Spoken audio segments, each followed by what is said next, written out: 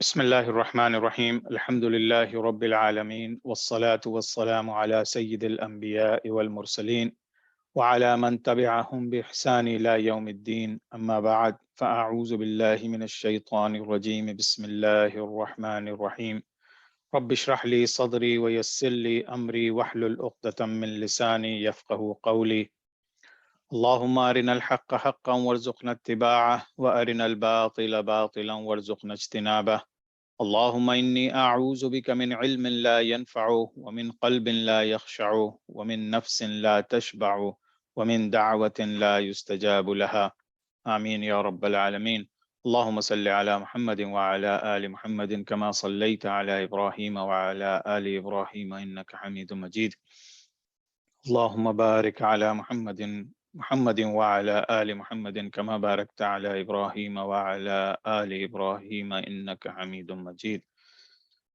بسم اللہ الرحمن الرحیم. آج انشاءاللہ تعالی ہماری کلاس خلفۂ راشدین کے دوسرے خلیفہ حضرت عمر فاروق رضی اللہ تعالی عنہ پر ہے. آپ میں سے جو لوگ بھی آج اٹینڈ کر رہے ہیں وہ یقیناً انشاءاللہ بہت کچھ سیکھیں گے بھی اور بہت سے ریمائنڈرز ہوں گے، کیونکہ یہ وہ حکومت ہے جس نے پوری دنیا عالم اسلام میں حکومتی اعتبار سے اور ٹیریٹوریز گین کے اعتبار سے پوری دنیا میں ایک تہلکہ مچا دیا تھا. اور اسی وجہ سے میں یہ نقشہ آپ لوگوں کو شروع میں دکھا رہا ہوں کہ کس طرح سے سعودی عرب سے اٹھ کے پھر جو ہے وہ حضرت عمر فاروق رضی اللہ تعالیٰ عنہ کے زمانے میں ایجپٹ سے لے کے اور سیریا، عراق اور ایران کے کچھ حصے اور یہ سارے جو انہوں نے فتح کر لیے تھے. تو انشاءاللہ تعالیٰ اس کو ہم آپ کو تفصیل سے پھر بتائیں گے بھی انشاءاللہ. آج کلاس شروع کرنے سے پہلے ایک تھوڑی سی سائیڈ نیوز ہے. ہمارے ایک بہت اچھے دوست ساتھی احمد سعید، اللہ تعالیٰ ان کی مغفرت کرے، ان کا انتقال ہو گیا ہے. میرے گریجویٹ اسسٹنٹ تھے، 2 سال میرے ساتھ پرسنلی کام کیا اور شروع میں اس کلاس میں بھی آتے تھے. پھر وہ پاکستان چلے گئے تھے اور ان کے 2 چھوٹے بچے ہیں، ایک 2 سال کا بیٹا ہے، 5-6 سال کی بیٹی ہے. تو اللہ تعالیٰ ان کی مغفرت کرے. آپ سب سے میری دلی درخواست ہے کہ پلیز ایک مومنٹ کے لیے ان سب کے لیے، ان کی مغفرت کے لیے اور ان کے لواحقین کے صبر کے لیے دعا کر لیجئے. پھر ہم آگے بڑھتے ہیں انشاءاللہ.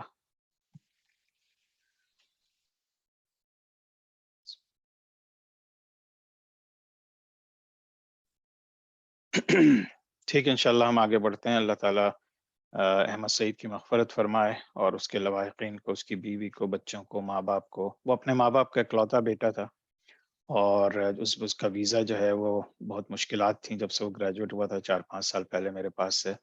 تو ابھی ریسنٹلی اس کا ویزا لگا اور اس نے اپنی بیوی کو بھیجا. جس دن وہ یہاں پہنچی اسی دن تقریباً اس کا انتقال ہو گیا پاکستان میں، تو وہ واپس گئی ہے. تو بہت دل دکھا ہوا ہے. اللہ تعالیٰ رحم کر دے، بس اللہ تعالیٰ اس کے بچوں پہ، اس کی بیوی پہ، اس کے گھر والوں پہ، سب پہ رحم کر دے. آپ لوگ بھی ذرا خاص دعا فرمائیں. کچھ نہیں پتا ہوتا کس کی دعا لگ جائے تو ان کے دلوں کو سکون آئے انشاءاللہ.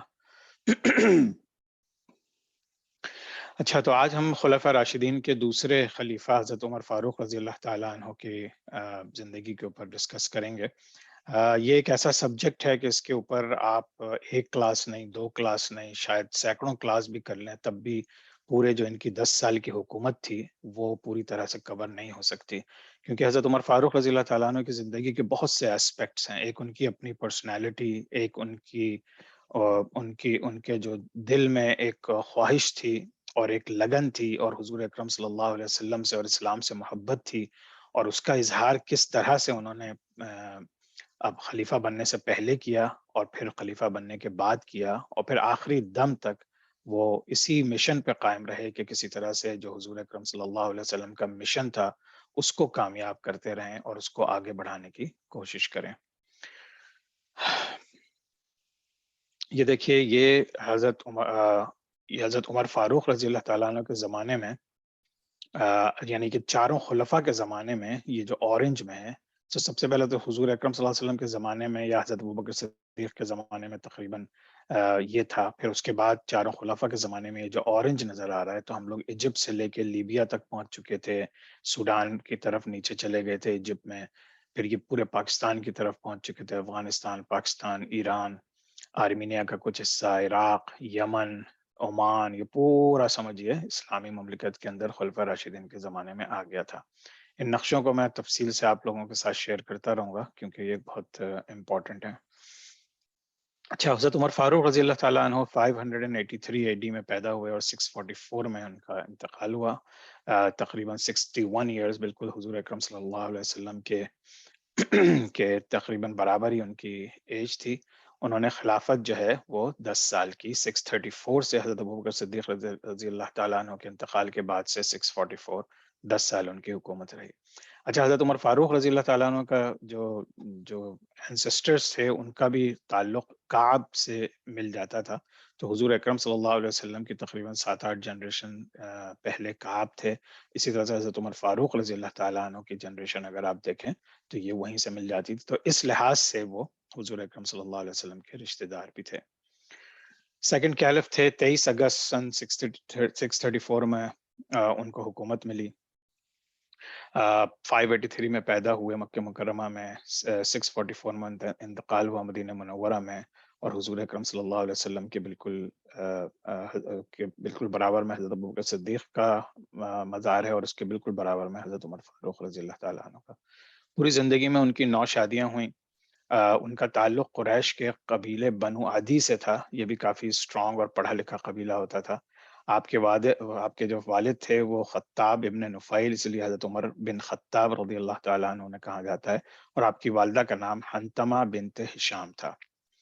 उनके फ़िज़िकल अपीयरेंस के बारे में बात कर लेते हैं। वो उनका दराज़ कद था, लंबे थे, व्हाइट कम्प्लेक्शन था, रेडिश कम्प्लेक्शन था, यानी कि थोड़ा-सा जिसे सुर्ख़ और सफ़ेद कहते हैं। तो थोड़े से मस्कुलर थे और मतलब काफ़ी स्ट्रॉन्ग थे। मस्कुलर के इस लिहाज से थे कि क्योंकि लंबे थे तो वो अल्लाह ताला ने उनको बहुत ज़्यादा ताकत और हिम्मत भी दी थी, और ज़्यादातर उनके बाल सर पे नहीं थे, बहुत थोड़े से रह गए थे, तो वो साफ़ा वग़ैरह बाँधते बाँधते थे, उसकी वज़ह से सर के बाल और भी कम हो जाते हैं। जब वो चलते थे तो बहुत तेज़ी से चलते थे, और जब वो बात करते थे तो बहुत ही क्लियरली बात करते थे क्योंकि उनकी अरबी लैंग्वेज फ़साहत और बलागत बहुत ज़्यादा थी। और जब वो किसी को मारते थे या हिट करते थे या तलवार से, तो वो दूसरे को ज़बरदस्त तकलीफ़ में मुब्तला कर देता था। अ, जब उनकी इस्लाम कबूल करने से पहले जो उनकी ज़िंदगी थी वो बहुत अच्छा और फ़न टाइम गुज़ारते थे, अपने दोस्तों के में बहुत मकबूल थे, इज़्ज़त भी थी उनके दोस्तों में, लेकिन वो अपना हर वक़्त बहुत एन्जॉय करते थे।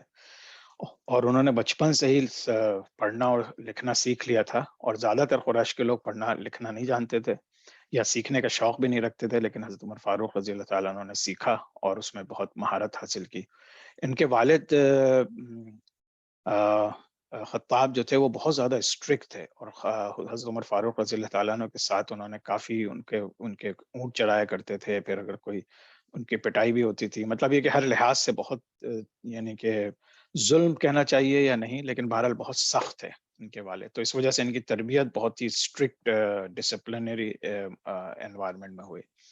और उनका बचपन से ये हाल था कि वो लोगों के जो मामलात होते थे, जिसमें लोग लड़ते झगड़ते थे या छोटी-छोटी चीज़ों पे या इवन के बड़े इश्यूज़ होते थे, तो उसमें ये बहुत ज़्यादा मदद करते थे लोगों की। और उनको अरब की हिस्ट्री सीखने का बहुत ज़्यादा शौक था।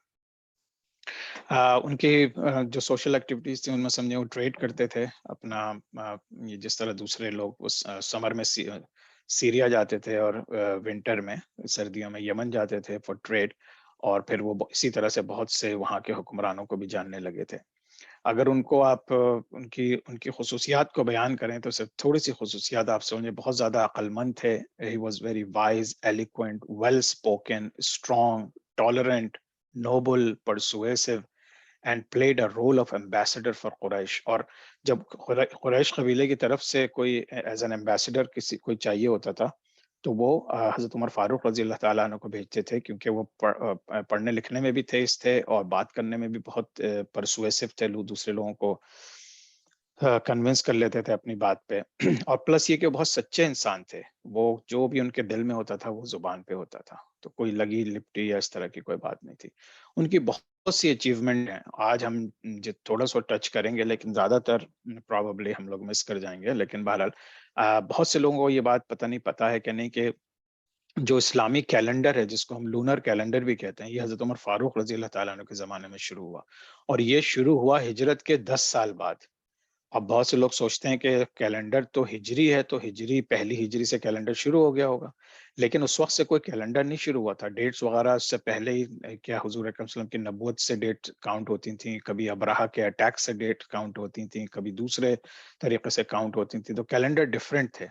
لیکن حضرت عمر فاروق رضی اللہ تعالیٰ عنہ نے سوچا کہ ہمارا کوئی ایسا کیلنڈر ہونا چاہیے کہ جو اسلامک کیلنڈر ہو، اور جو پھر جو جس طرح اللہ تعالیٰ نے جو سسٹم یا حضور اکرم صلی اللہ علیہ وسلم نے جو سسٹم بتایا تھا اس کے مطابق ہو. تو پھر انہوں نے لونر کیلنڈر جو چاند کی تاریخوں پہ ہوتا تھا، اور جس کے اندر چاند دیکھنا اس لیے ضروری ہوتا تھا کہ ہر مہینے وہ چینج ہو سکتا تھا. جس ایک ہنٹ آپ کو بتا دیتا ہوں کہ جو ہمارا سولر سسٹم ہے، جو سولر کیلنڈر ہے، یعنی جو ہم لوگ جس طرح آج 26 جون ہے، یہ کیلنڈر جو ہے آپ دیکھتے ہیں کہ ہر 4 سال کے بعد فروری میں ایک دن ایکسٹرا ہوتا ہے. ہر 4 سال، یعنی لیپ ایئر کہتے ہیں اسے، وہ 28 کے بجائے 29 کا ہوتا ہے. اس کی وجہ یہ ہے کہ اس کیلنڈر میں ہر سال تھوڑی سی اس کے اندر ایرر آ رہی ہوتی ہے، یعنی کہ ٹوٹل کیلکولیشن 365 ڈیز کی نہیں بنتی، تو یہ ایرر آ رہی ہوتی ہے. تو اس ایرر کو فکس کرنے کے لیے ان لوگوں نے بعد میں شمسی کیلنڈر میں وہ کیا تھا. لیکن الحمدللہ اللہ تعالیٰ کی طرف سے جو ریکمینڈڈ، اور حضور اکرم صلی اللہ علیہ وسلم کی طرف سے جو ریکمینڈڈ، اور پھر حضرت عمر فاروق رضی اللہ تعالیٰ عنہ نے کی طرف سے جو امپلیمنٹڈ کیلنڈر تھا، اس میں کوئی ایرر نہیں آتی. جو بھی ایرر ہوتی ہے ایک آدھ دن کی، وہ ایرر نہیں ہوتی، بلکہ وہ ہر مہینے فکس ہو جاتی ہے. اگر 29 کا چاند ہے یا 30 کا چاند ہے تو اس لحاظ سے وہ فکس ہوتی رہتی ہے. تو آپ کبھی بھی کسی ایرر میں نہیں رہتے. آپ ہر مومنٹ میں ایک کرنٹ کیلنڈر لحاظ سے کہ دنیا کی پوزیشن کیا ہے اس پورے کائنات میں، تو اس لحاظ سے صحیح رہتی ہے.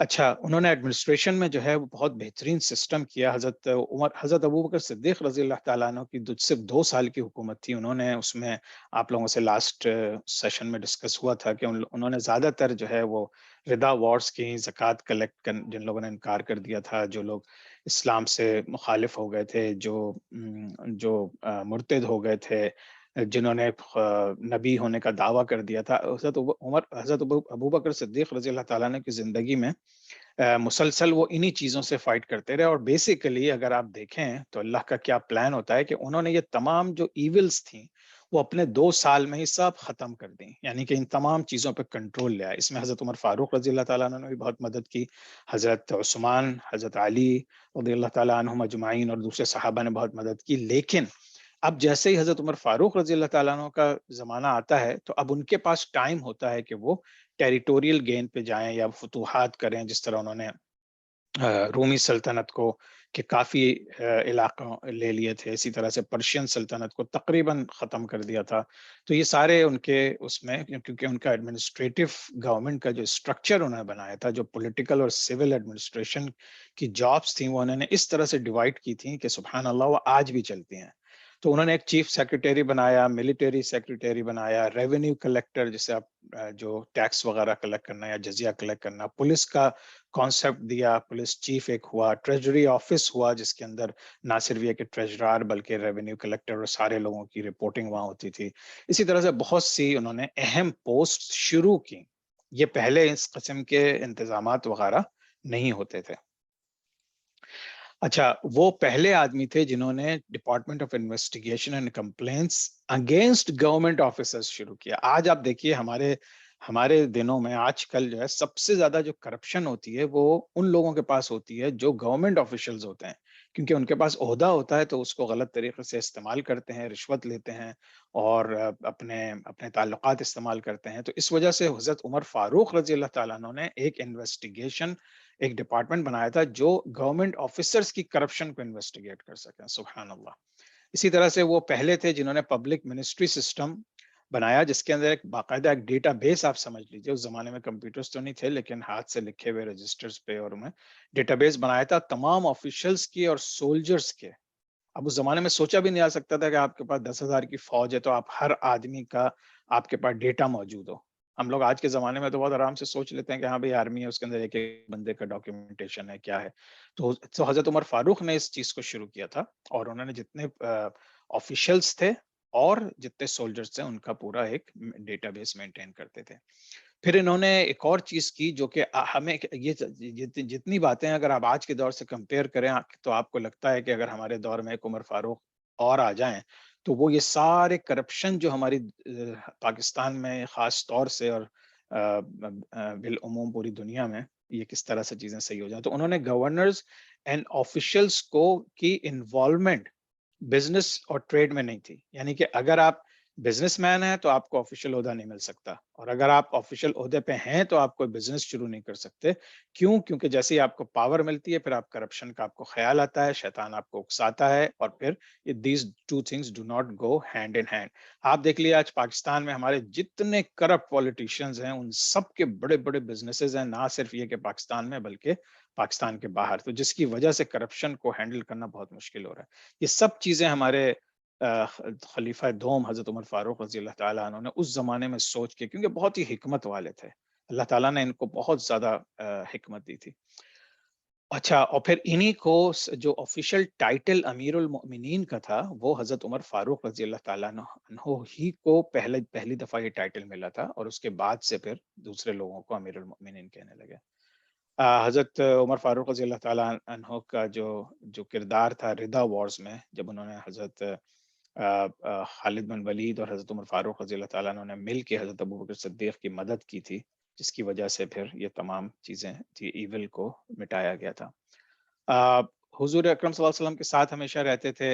ایک تھوڑا سا واقعہ بیان کر دوں کیونکہ یہ فاؤنڈیشن آف کیلیفیٹ کی بات آتی ہے. جب حضرت حضور اکرم صلی اللہ علیہ وسلم کا انتقال ہوا تو حضرت سب لوگ اس میں لگ گئے، کیا کہتے ہیں، تجہیز و تکفین میں اور چیزوں میں، اور سزا پتہ ایک غم کا ماحول تھا، ایک شاکنگ ماحول تھا، وہ سب ہم ذکر کر چکے ہیں. تو اس دوران جو مدینہ کے لوگ تھے ان میں سے انصار، ضابط ہے انصار اور مہاجرین دونوں کا ایک مقام تھا.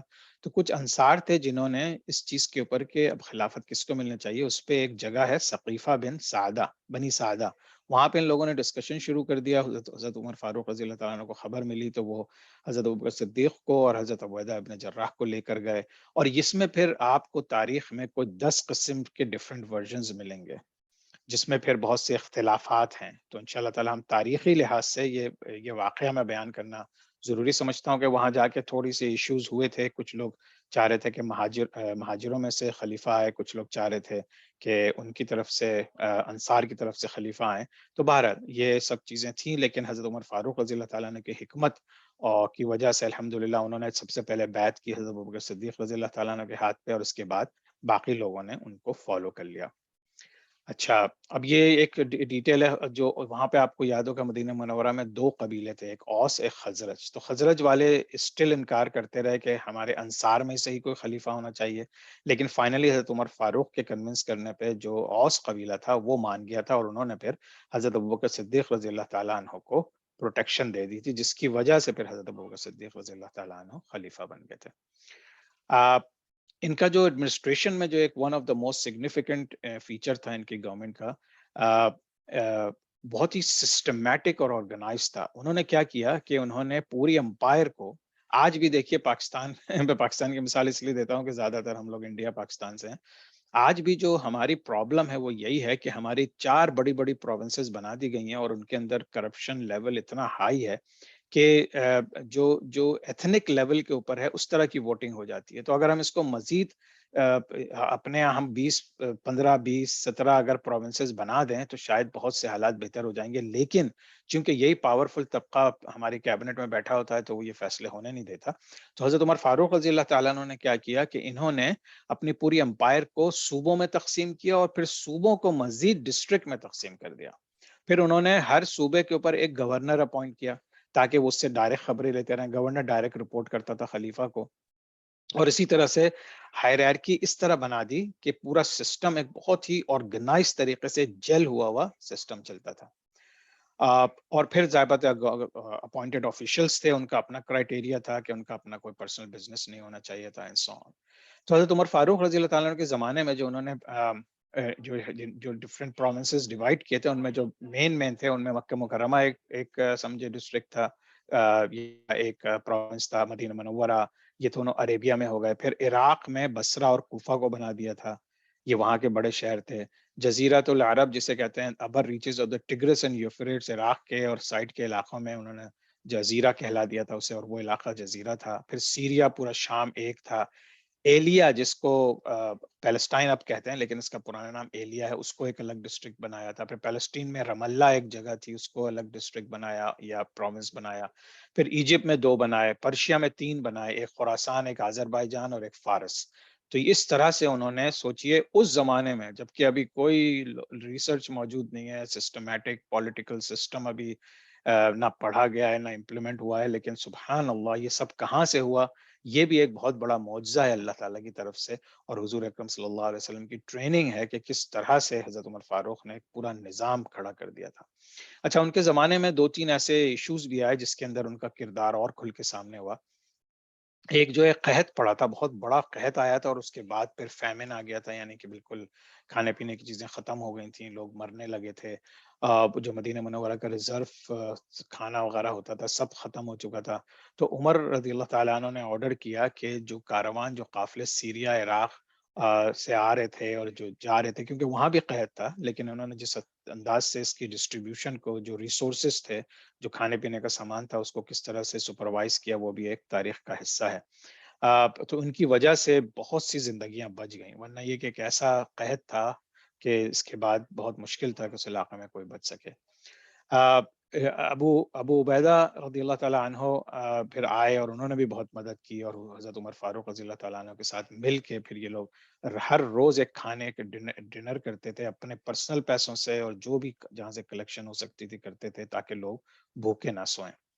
پھر یہ کہ اس کے بعد ایک پلیگ شروع ہو گیا، ایک طاعون کی بیماری شروع ہو گئی، جس کی وجہ سے پھر بہت بری طرح سے لوگ متاثر ہوئے اور مرنے لگے. اور خاص طور سے سیریا، پیلسٹائن ڈیوسٹیٹ کر دیا تھا ان دونوں جگہوں کو پلیگ نے. تو عمر رضی اللہ تعالیٰ عنہ سیریا جانے کی کوشش کر رہے تھے. تو جب ایلات پہنچے تو حضرت ابو عبیدہ ابن جراح وہیں پر تھے اپنی فوج کے ساتھ، وہ گورنر آف سیریا تھے.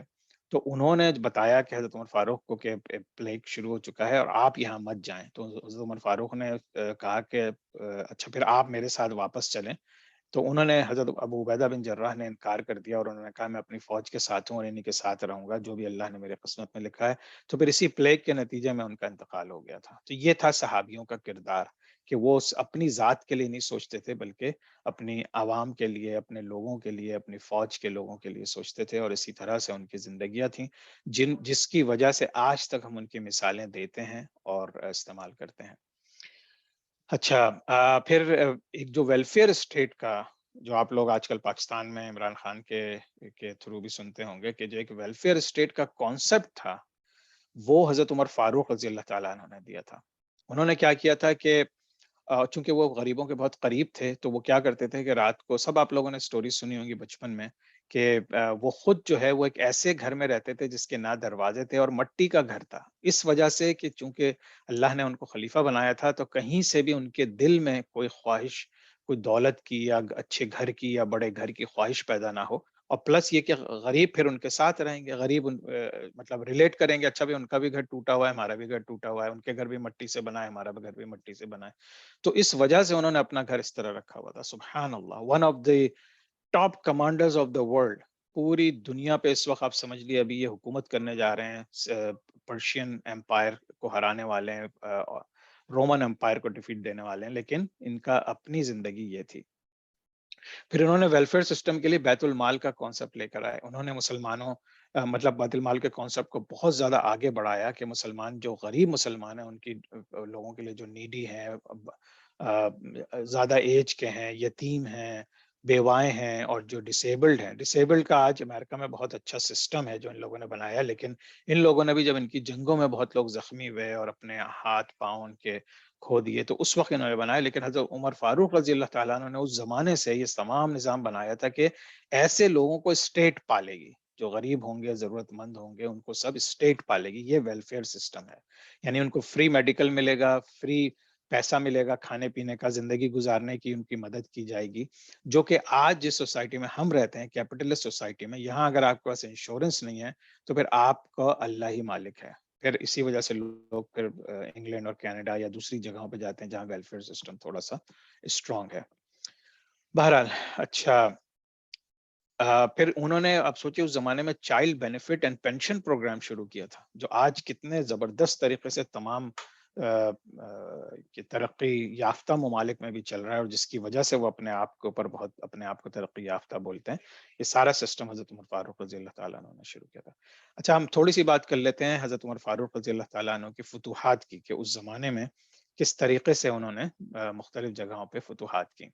بہت زیادہ فتوحات تھی ان کی. انہوں نے بہترین لیڈرشپ بھی تیار کی تھی، اور اپنے اپنے ڈائریکٹ صحابہ کو ٹریننگ دیتے تھے، پھر وہ صحابہ دوسرے لوگوں کو ٹریننگ دیتے تھے، اور انہوں نے بریلینٹ صحابہ کمانڈرز بنائے. One of the main reason کہ ان کو اللہ تعالیٰ نے اتنی فتوحات دیں اور اتنی کامیابیاں دیں کہ وہ سب سے پہلے سپاہیوں کو ٹرین کرتے تھے، بعد میں انہوں نے صحابہ کو ٹرین کیا اور ایسے ایسے کمانڈرز بنائے کہ وہ کمانڈرز پھر اپنے دوسرے صحابہ کو ٹرین کرتے تھے، اور ان کی 200-300 کی فوج اتنی پاورفل ہو جاتی تھی کہ وہ ہزاروں کو سنبھال لیں. اچھا مسلم امپائر جو ان کے زمانے میں فتح ہوئے، آپ سوچئے Iraq, Iran, Azerbaijan, Armenia, Georgia, Syria, Jordan, Palestine, Lebanon, Egypt, part of Afghanistan, Turkmenistan اور ساؤتھ ویسٹرن پاکستان. یعنی تقریباً پوری دنیا میں اگر آپ نقشہ دیکھیں کسی بھی سائٹ سے، تو آپ مسلمان حکومتوں کا نقشہ جو ہے وہ آپ سے چھپ نہیں سکتا. اور یہ اگر آپ دیکھیں، یہ حضرت عمر فاروق رضی اللہ تعالیٰ عنہ کے زمانے میں انہوں نے پورا ایجپٹ کے اوپر کر لیا تھا، مکہ مدینہ، یہ پورا عمان، یمن، عراق، سیریا اور یہ سارے علاقے، سینٹرل ایشیا کے سارے علاقے. تو یہ جو گرین کلر میں، یہ سارے حضرت عمر فاروق رضی اللہ تعالیٰ عنہ کے زمانے میں فتوحات ہوئی تھیں. اچھا اب ہم تھوڑا سا، اب چونکہ ہم جنگ یرموک کا ذکر کرنے جا رہے ہیں، اور یہ تھوڑا سا کنٹروورشل تو ہے، لیکن اس سے زیادہ تھوڑا سا لوگوں کو اتنا زیادہ اس کے بارے میں 100% پتہ نہیں ہے، اور ہسٹری میں اس کے مختلف اینگل سے لوگوں نے اس کو اینالائز کیا ہے، تو اس کو تھوڑا سا توجہ طلب ہے یہ. تو حضرت خالد بن ولید کا زمانہ اگر یاد ہو، جب حضرت ابوبکر صدیق رضی اللہ تعالیٰ عنہ نے انہوں نے پرشین امپائر سے فائٹ کرنے کے لیے بھیجا تھا، اور وہ کر کے یہاں سے کافی علاقے انہوں نے فتح کر لیے تھے، اور ہیرا میں تھے، ابھی ٹوٹل پرشین امپائر پہ قبضہ نہیں ہوا تھا. تب حضرت ابوبکر صدیق رضی اللہ تعالیٰ عنہ کے ہی زمانے میں ان کو آرڈرز ملے تھے کہ وہ اب رومن امپائر کی طرف جائیں، کیونکہ ان کی فتوحات بہت تھیں اور بہت ہی زبردست لیڈر تھے حضرت خالد بن ولید رضی اللہ تعالیٰ عنہ. تو ان کو جب وہاں بھیجا گیا تو درمیان میں بھی ڈیزرٹ آتا تھا. تو یہ ایک بہت بڑی کہانی ہے کہ بجائے اس کے کہ وہ یہ والا راؤٹ لیتے اور بہت دیر ہو جاتی ہے یہاں پہنچنے میں، تو انہوں نے یہ بالکل اینڈ ڈیزرٹ کے درمیان سے سفر کیا، جس کے اندر ان کو 5-6 دن تک پانی نصیب نہیں ہوا تھا. اور انہوں نے کیا کیا تھا کہ انہوں نے اونٹوں کو خوب زیادہ پانی پلا کے اور ان کے منہ کو بند کر دیا تھا، تاکہ وہ جو ہوتا ہے نا کہ اپنے وہ نہ کر سکیں اور کچھ مزید کھا نہ سکیں، جس سے ان کی ڈائجسٹ ہو.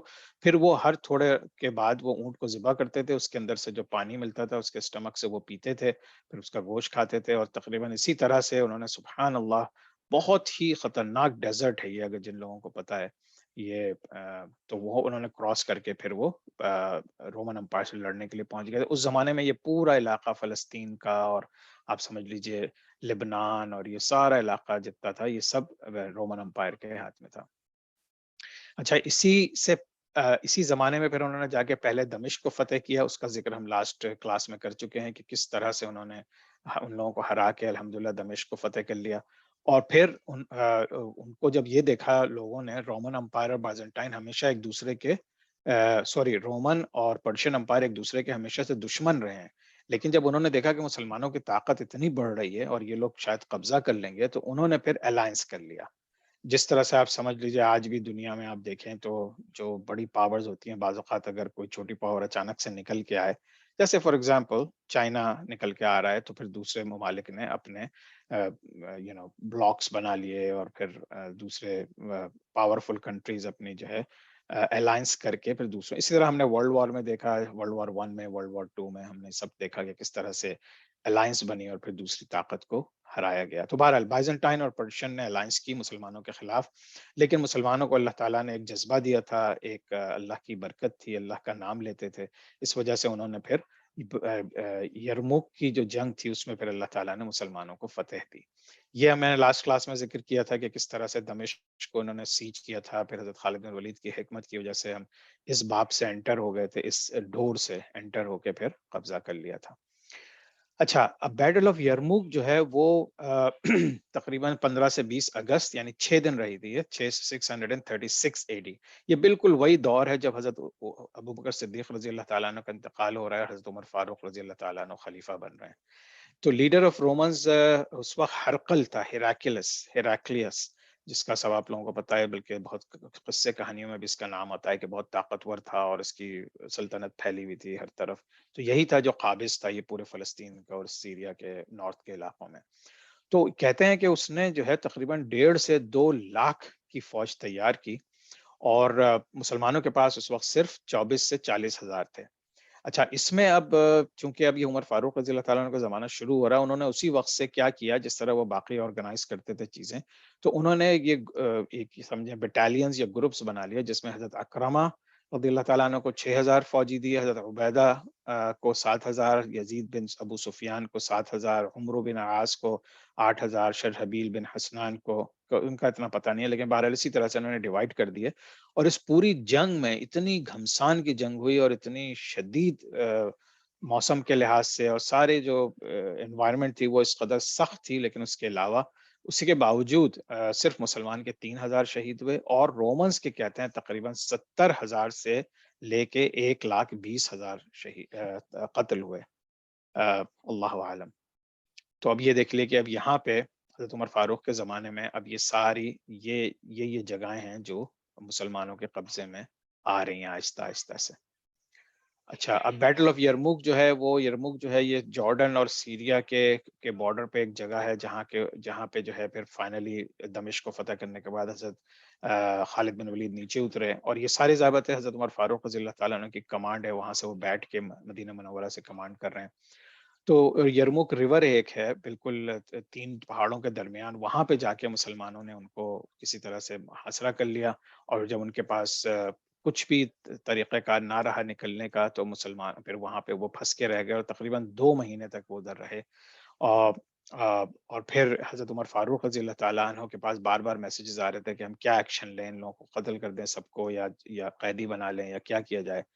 तो हज़रत उमर फारूक रज़ी अल्लाह ताला अन्हु ने खालिद बिन वलीद जिन्होंने अभी कुछ ही दिनों पहले पर्शियन आर्मी को तकरीबन क्रश कर दिया था, तो उन्होंने फिर हज़रत खालिद बिन वलीद को कहा कि वो इस जंग को वो करें। ये अभी रिसेंट तस्वीर है, ये मुझे इंटरनेट से मिली थी कि 1946 में फिर जब इसराइल वगैरह का और ये सब मसाइल चल रहे थे, तो बॉम्बिंग से ये पूरा रिवर तबाह हो गया था, लेकिन ये यरमुक का रिवर है।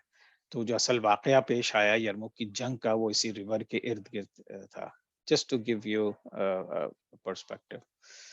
अच्छा, अब इराक टू यरमुक काफ़ी दूर का इलाका था, डेंजरस डेज़र्ट था। ये हम ऑलरेडी बात कर चुके हैं कि किस तरह से हज़रत खालिद बिन वलीद ने उसको पार किया, फिर किस तरह से यरमुक की जंग हुई और फिर उन्होंने उस तमाम रेज़िस्टेंस को ख़त्म कर दिया।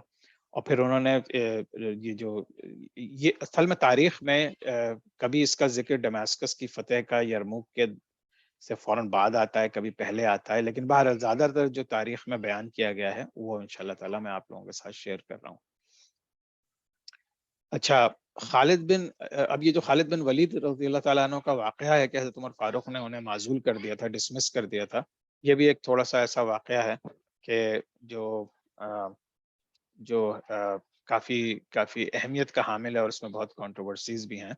तो इसमें ये हुआ कि हज़रत 2-3 रिवायात हैं। एक में ये है, एक रिपोर्ट ये है कि हज़रत उमर फारूक रज़ी अल्लाह ताला अन्हु ने जो है लेटर लिखा हज़रत खालिद बिन वलीद को डायरेक्टली कि हज़रत अबू बकर सिद्दीक़ रज़ी अल्लाह ताला अन्हु का इंतकाल हो चुका है और मैं तुम्हें माज़ूल करता हूँ। और फिर क्योंकि वो थोड़े से उनके पहले से इख्तिलाफ़ात तो नहीं थे, लेकिन हज़रत उमर फारूक रज़ी अल्लाह ताला अन्हु के ज़हनी लिहाज से हज़रत उमर फारूक रज़ी अल्लाह ताला अन्हु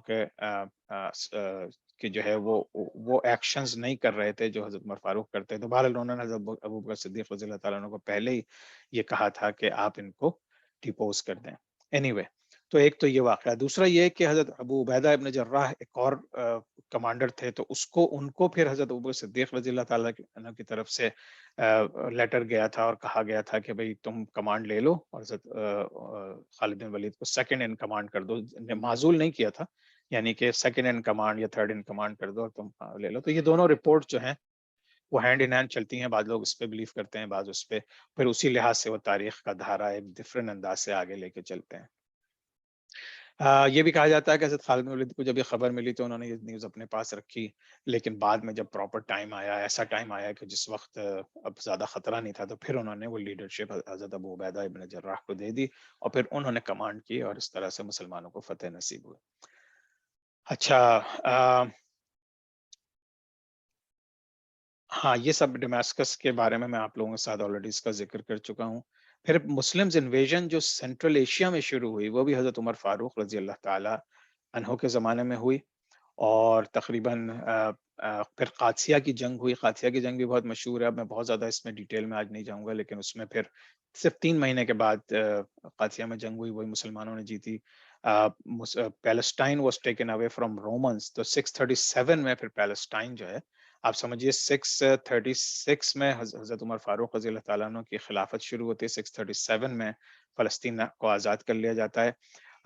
کافی مہینوں، تقریباً 1 مہینہ یا کئی مہینوں کی سیج کے بعد عمر رضی اللہ تعالیٰ عنہ خود پیلسٹائن جاتے ہیں اور سٹی کی کیز وصول کرنے کے لیے، اور پھر جو ہم لوگوں نے پورا واقعات سنے ہیں کہ انہوں نے بجائے اس کے کہ وہ جس طرح دوسرے کفار کی طریقہ کار یہ تھا کہ جب وہ کوئی جگہ فتح کرتے تھے تو اس کو لوٹ مار کرتے تھے 2-4 دن، پھر تباہ برباد کرتے تھے، آگ لگاتے تھے، بچے بوڑھے سب کو قتل کر دیتے تھے. لیکن مسلمانوں کا یہ ایک مثال قائم کی حضرت عمر فاروق رضی اللہ تعالیٰ عنہ نے، کہ جب وہ پہنچے تو انہوں نے باقاعدہ چرچ میں جا کے جتنے جن کے ہائی پریسٹ تھے اور ان کو اجازت دی کہ چرچ میں آپ پرے کر سکتے ہیں، اور تمام لوگوں کو یعنی کہ ایک حفاظت کی جگہ پرووائڈ کی، اور انہوں نے کہا کہ ہم کوئی چرچ کو تباہ نہیں کریں گے، کوئی چیز کو خراب نہیں کریں گے، اور پھر اس پریسٹ کے ساتھ کمیونیکیٹ کر کے انہوں نے جوس کو بھی جیروسلم میں رہنے کی اور اپنے فیتھ کو پریکٹس کرنے کی اجازت دی تھی. تو یہ تھا ٹالرنس لیول اتنے زبردست لیڈر کا کہ جس کی اس وقت اپر ہینڈ ہے، اس کے باوجود انہوں نے کس رحم دلی سے ایون کفار کے ساتھ معاملات کیے.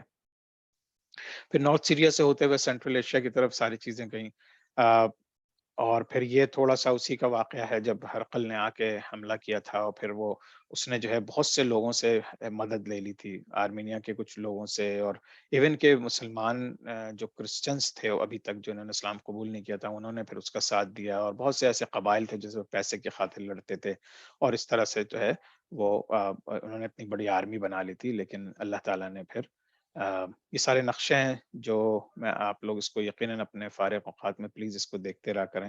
اور یہ جو just to give you an idea کہ حضرت خالد بن ولید رضی اللہ تعالیٰ عنہ کا 637 میں جو ان کا راؤٹ تھا وہ کس طرح سے تھا، اور پھر بائزنٹائن امپائر جو یہ پوری بائزنٹائن امپائر ہے سمجھیے، اور یہ میڈیٹرینین سی ہے، اور یہ پرشین امپائر ہے جس کے اوپر اب آہستہ آہستہ مسلمان حکومت کرتے، لیکن پھر یہ راشد الدین کیلیفٹ ہے. یہ تو کس طرح سے یہ بڑھتے بڑھتے پھر انہوں نے باقاعدہ پھر یہ حضرت عثمان رضی اللہ تعالیٰ عنہ کے زمانے میں یہ جزائر بھی فتح ہونا شروع ہو چکے تھے. تو انشاءاللہ وہ تفصیل سے پھر ہم اگلی دفعہ ذکر کریں گے.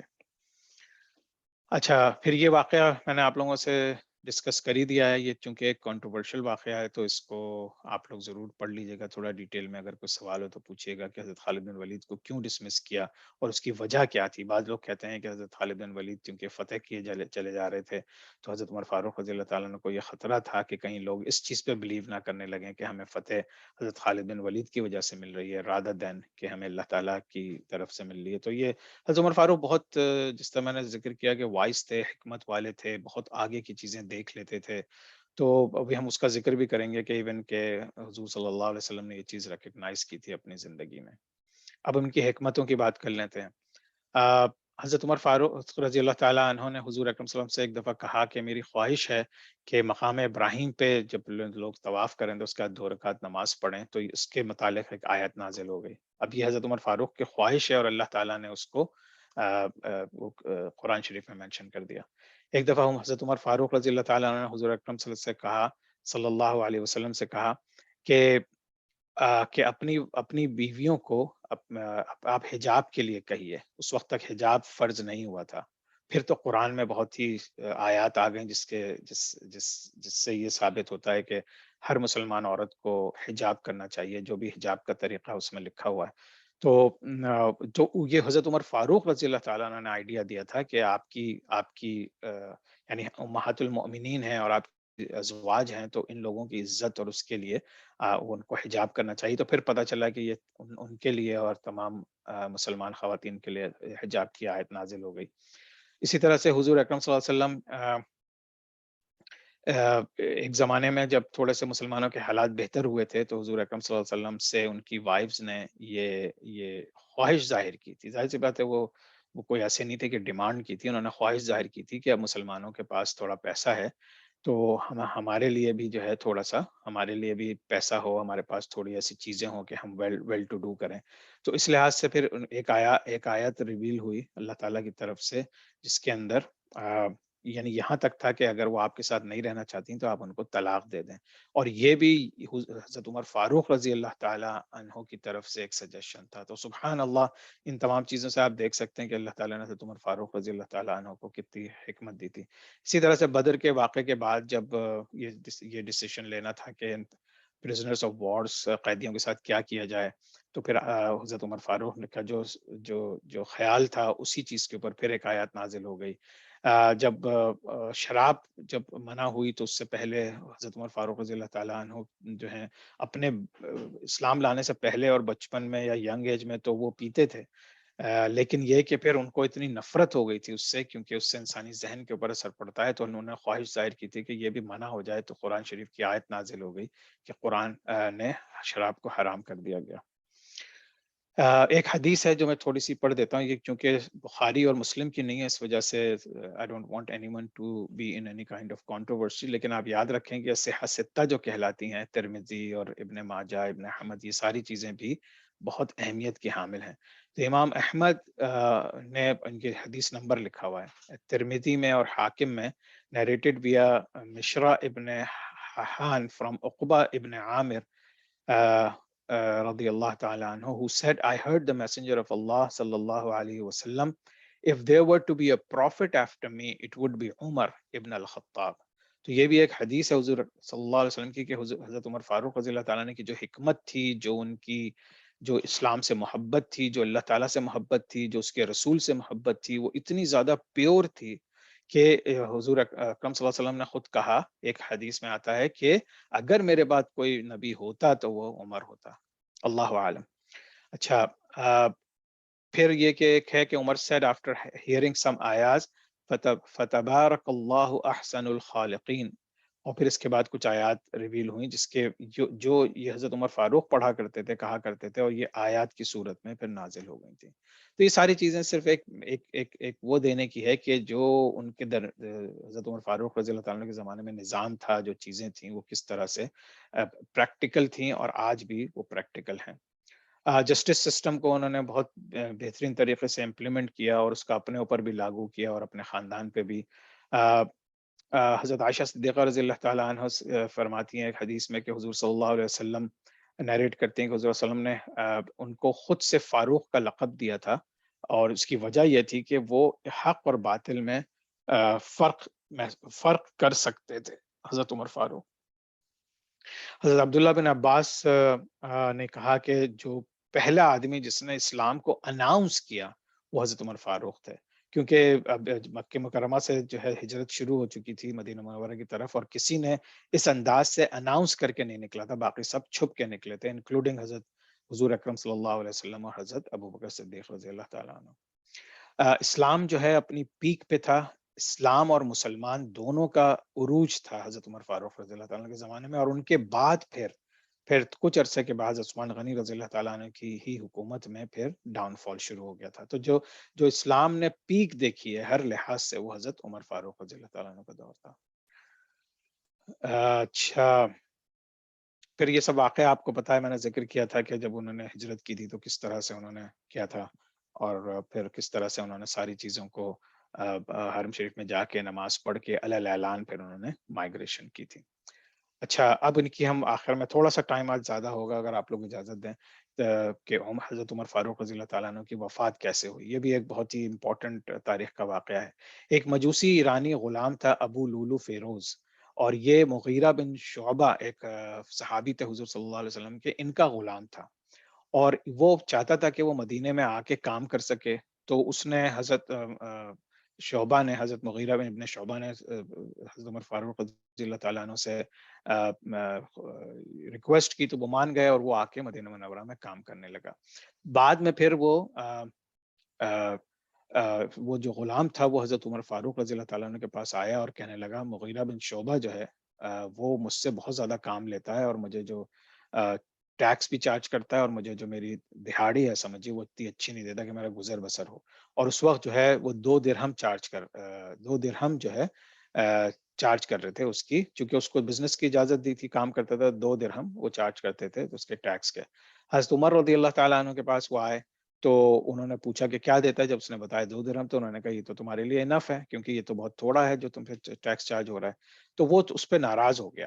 خیر یہ بات ہو رہی ہے اب حضرت عمر فاروق سے. تو پھر وہ جانے سے پہلے اور اچھا یہ آدمی جو تھا یہ بہت ہی ماہر آدمی تھا، لکڑی کا کام بھی جانتا تھا، اور بہت سی جو سمجھے اس زمانے میں کوئی ٹیکنالوجی ہوتی تھی، نئی نئی چیزیں ایجاد کرنا، چیزوں کو آسانی سے بنانے کے لیے چیزیں بنانا، وہ سب جانتا تھا. تو حضرت عمر فاروق رضی اللہ تعالیٰ نے اس سے کہا کہ اچھا تم میرے لیے ایک چکی بنا دو، کہ بجائے اس کے کہ اس کو ہاتھ سے گھمایا جائے اور اس میں اتنی انرجی لگے، تو وہ ہوا سے چلے. تو کسی ایسی ہوا کی جگہ کے اوپر جا کے وہ چکی جو ہے وہ خود سے چلے، تو ہم اس کو آٹا اس میں ہو جائے گا. تو اس نے پھر اس نے یہ ان کو جواب دیا کہ یو ول ریمبر، میں تمہیں ایک ایسی چکی بنا کے دوں گا کہ تم ساری زندگی اس کو یاد رکھو گے. اب وہ ایک عام سا جملہ تھا، وہ اپنے لحاظ سے بڑا وہ بول رہا تھا کہ میں تو آپ کے لیے ایک ایسی چکی بناؤں گا کہ آپ ساری زندگی یاد رکھیں گے. لیکن جب وہ شخص چلا گیا تو حضرت عمر فاروق رضی اللہ تعالیٰ عنہ کی حکمت ایسی تھی، انہوں نے کہا اپنے صحابہ سے کہ یہ آدمی مجھے دھمکی دے کے گیا ہے، مجھے قتل کرنے کی دھمکی دے کے گیا ہے. اور بعد میں یہی ثابت ہوا کہ یہی شخص تھا جس نے آ کے حضرت عمر فاروق رضی اللہ تعالیٰ عنہ کو قتل کیا تھا. اچھا، واقعہ قتل کا یہ ہوا کہ فجر کی نماز تھی، وہ پہلی صف میں کھڑا ہوا تھا ابو لولو فیروز، اور حضرت عمر فاروق رضی اللہ تعالیٰ عنہ نے فجر کی نماز شروع کی. اور پھر اس نے جو ہے وہ چاقو سے 6 دفعہ ان کو زخم لگائے. عبد الرحمن بن عوف جو ہیں، جیسے وہ جب گر گئے حضرت عمر فاروق، تو حضرت عبد الرحمن بن عوف کھڑے تھے، وہ آگے بڑھے اور انہوں نے جلدی سے چھوٹی چھوٹی صورتیں پڑھا کے نماز ختم کی. اور پھر اتنی دیر میں جب وہ بھاگا پیچھے، تو اس نے جب صحابہ نے اسے روکنے کی کوشش کی، تو اس نے مزید 6 صحابہ کو شہید کر دیا، اور تقریباً 7 مزید صحابہ زخمی ہو گئے. پھر اس کے اوپر روایت میں آتا ہے کہ اس کو کمبل ڈال کے پھر اسے پکڑا گیا، لیکن پھر اس نے خودکشی کر لی تھی. حضرت عمر رضی اللہ تعالیٰ عنہ جو زخمی ہو گئے ان کو گھر لے جایا گیا. اور جب انہوں نے سنا کہ ابو لولو فیروز تھا، انہوں نے پوچھا کہ بھئی کون تھا وہ، تو کس نے کیا تھا. جو لوگوں نے جب بتایا ابو لولو فیروز تھا، اور وہ مسلمان نہیں تھا، مجوسی تھا، تو حضرت عمر فاروق رضی اللہ تعالیٰ نے اللہ کا شکر ادا کیا کہ وہ مسلمان نہیں تھا. اس کی ایک حکمت اور ایک سگنیفیکنس یہ ہے کہ مسلمانوں میں اندر کی خالد جو ہے ابھی اس لیول پہ نہیں پہنچی تھی کہ آپس میں لوگ لڑائی جھگڑا شروع کریں. اور حضرت عمر فاروق رضی اللہ تعالیٰ نے اس کو کرٹیل کرنے کے لیے اپنی پوری زندگی لگائی ہوئی تھی. تقریباً 3 دن زخموں کی تاب نہ لاتے ہوئے خلیفہ دوم حضرت عمر فاروق رضی اللہ تعالیٰ عنہ انتقال کر گئے. اور اب جب وہ اپنی ڈیتھ بیڈ پہ تھے، تو اب یہ بھی سلسلہ ایک کنٹروورشل سلسلہ مسلسل چل رہا ہے حضور اکرم صلی اللہ علیہ وسلم کے وصال کے بعد سے، کہ ان کے سکسیشن کے کیا ہوگا. تو انہوں نے ایک رپورٹ میں آتا ہے کہ انہوں نے کہا کہ اگر ابو عبیدہ ابن جراح، خالد بن ولید اور سلیم دا مولا اینڈ فریڈ پرشین سلیو تھا، ایک مولا نام تھا اس کا، سلیم اس کو مولا کہتے تھے، ور alive he would have appointed one of them. اگر ان تینوں میں سے کوئی زندہ ہوتا یا اویلیبل ہوتا تو میں ان کو خلیفہ بنا دیتا اگلا. لیکن پھر حضرت عمر فاروق رضی اللہ تعالیٰ نے 6 لوگوں کی ایک کمیٹی بنائی. ان میں حضرت عبد الرحمن بن عوف، حضرت سعد بن ابی وقاص، حضرت طلحہ بن عبید اللہ، حضرت عثمان بن عفان رضی اللہ تعالیٰ عنہ، حضرت علی بن ابی طالب، زبیر بن العوام رضی اللہ تعالیٰ عنہ مجمعین کی ایک کمیٹی بنائی. پھر حضرت عمر فاروق کے انتقال کے بعد یہ کمیٹی بیٹھی، اور پھر اس نے آپس میں ڈسکس کیا، اور اس کی تفصیل پھر میں انشاءاللہ نیکسٹ سیشن میں، جب حضرت عثمان غنی رضی اللہ تعالیٰ عنہ کی سلیکشن فائنل ہوا، تو کس طرح سے اس 6 لوگوں کی کمیٹی نے حضرت عثمان کا خلافت کو اپروو کیا. ان کا دور جو ہے سوری حضرت ابوبکر صدیق رضی اللہ تعالیٰ عنہ کا دور آ گیا. ہاں، ان کا حضرت عمر فاروق رضی اللہ عنہ کا دور جو ہے 10 سال چلا، 634 سے 644۔ 26 ذوالحجہ کو ان کے اوپر اٹیک ہوا، اور یہ فرسٹ محرم کو ان کا انتقال ہوا، وہ ہی واز بیریڈ۔ انہوں نے خواہش ظاہر کی تھی کہ حضرت صہیب رومی رضی اللہ تعالیٰ عنہ، جو حضور اکرم صلی اللہ علیہ وسلم کے بہت ڈیئر صحابی تھے، کہ وہ میری نماز جنازہ پڑھائیں، تو ویسے ہی ہوا۔ پھر انہوں نے حضرت عائشہ صدیقہ رضی اللہ تعالیٰ عنہ کو ریکویسٹ بھیجی کہ میری قبر جو ہے وہ حضرت حضور اکرم صلی اللہ علیہ وسلم کے ساتھ اور حضرت ابوبکر صدیق کے ساتھ ہو، تو حضرت عائشہ نے پھر انہوں نے کہا کہ تو میں نے اپنے لیے جگہ رکھی ہوئی تھی، کیونکہ ایک حضور اکرم صلی اللہ علیہ وسلم تھے جو ان کے وہ ہسبینڈ تھے، اور حضرت ابوبکر صدیق تھے جو ان کے والد تھے، تو ان کا محرم کے لحاظ سے بنتا تھا، لیکن یہ کہ پھر انہوں نے وہ جگہ حضرت عمر فاروق رضی اللہ تعالیٰ عنہ کو دے دی، اور پھر وہ وہاں پہ بیریڈ ہوئے۔ اگلے ویک انشاءاللہ تعالی ہم حضرت عثمان رضی اللہ تعالیٰ عنہ کے اوپر ڈسکس کریں گے۔ آج کے لیے پھر اتنا ہی۔ انشاءاللہ ابھی ہم کوشچن آنسر کے لیے اس کو کھول لیتے ہیں انشاءاللہ۔ سبحانك اللهم وبحمدك نشهد أن لا إله إلا أنت نستغفرك ونتوب إليك۔ السلام عليكم ورحمة الله وبركاته۔